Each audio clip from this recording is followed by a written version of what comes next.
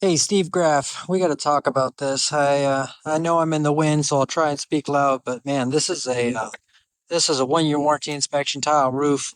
The upper flat area that I don't think the homeowner knows about is modified bitumen. So the life expectancy of this flat roof is nowhere near what it is on the tile. But check this out: the roof's not sloped for drainage at all, really. And in the places where it is sloped, it's sloped reverse slope back towards the lap joints.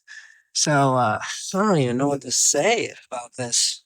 It doesn't meet code. It doesn't meet industry standards. I don't know why in the world. I mean, first off, I'm not exactly thrilled about this much area of flat roof, modified bitumen on a tile roof. But that aside, man, you got to slope the roof.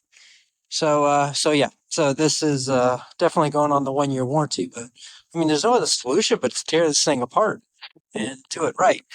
So somebody's got to get up here and figure out what went wrong and solve it.